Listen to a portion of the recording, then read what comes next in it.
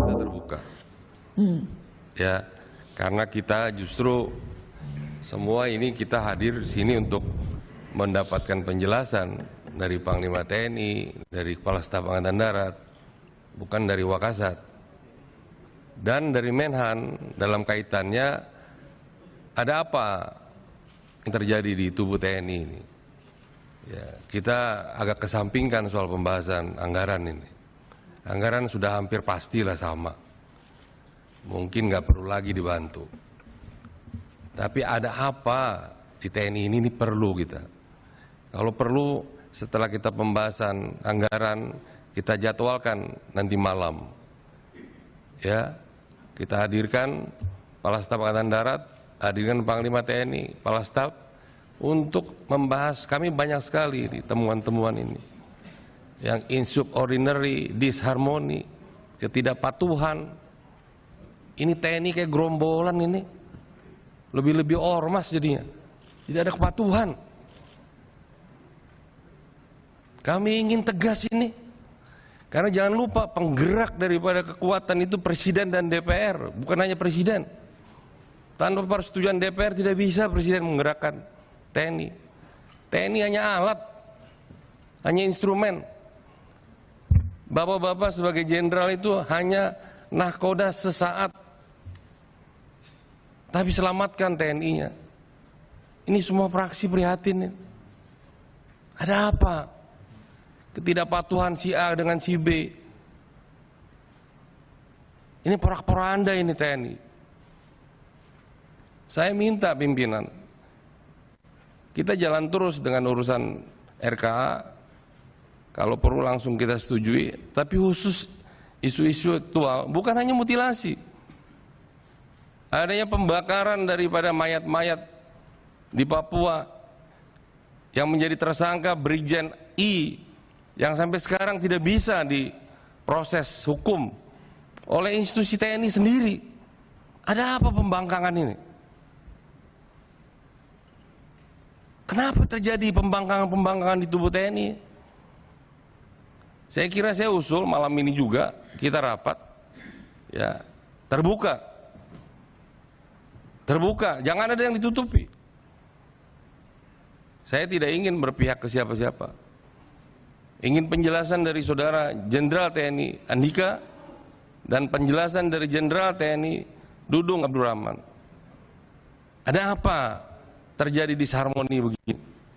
Ketidakpatuhan. Sampai urusan anak kasat pun gagal masuk Akmil pun menjadi isu. Emangnya kalau anak kasat kenapa? Emang harus masuk? Emang kalau anak presiden harus masuk? Siapa bilang itu? Ketentuan apa? Ini kita harus tegas, Pak. Saya lebih tua dari bapak-bapak semua. Saya berhak bicara di sini. Jangan seperti ini. Kalau ketentuan mengatakan tidak, ya tidak. Tidak ada diskresi. Apa diskresi begitu? Oh, anak saya, kenapa urusannya emang kalau anakmu? Saya tahun 82 juga gagal masuk Akmil karena umur saya tidak cukup 18 tahun. Saya 1 Desember baru berumur 18 tahun. Tapi 1 Agustus itu harus berumur 18, saya tidak bisa masuk. Wah, sekarang udah kolonel Bapak mungkin. Ya, ini nggak bercanda Pak TB, tenang dulu Anda. Ya, ini serius. Ada apa menekan begini? Bagaimana pertanggungjawaban kita nanti pada anak itu? Tidak ada dasar hukumnya. Dia cacat hukum. Ini serius, Pak. Makanya tadi semua ini fraksi meminta ini rapat ditunda kecuali pembahasan anggaran.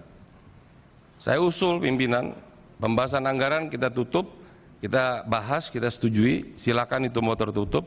Tapi isu aktual kita buka lagi, tapi hadirkan Kasat di sini. Kita ingin clear, kalau perlu dengan segala hormat bahwa Bapak yang di belakang nggak perlu hadir. Ada apa sih ini? Jangan ada dusta di antara kita dong. Masa setiap ada panglima, dari ke panglima ke Kasat begitu terus? Dari zaman Pak Muldoko ini. Pak Muldoko ke Pak Gatot begini, Pak Gatot ke Pak Hadi begini, Pak Hadi ke Pak Andika begini, Pak Andika ke Pak Dudung begini. Sampai kapan, Pak? Kenapa kalian yang ego begitu? 450.000 itu tentara, bapak saya pun tentara. Kalian sudah menikmati amanah, kok nggak bisa menjaga? Hanya ego-ego begitu saja.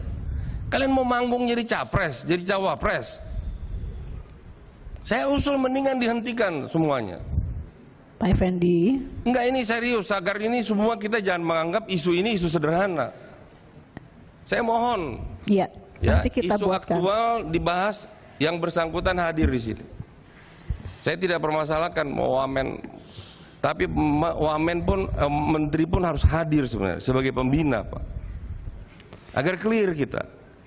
Oke. Saya tidak ingin menyalahkan siapa-siapa. Saya ingin mendapatkan penjelasan dari bapak-bapak yang dapat amanah, dapat kepercayaan dari presiden, dari kami, ya, seperti apa yang terjadi di tubuh TNI. Terima kasih, Baik, Ketua. terima kasih Pak Effendi.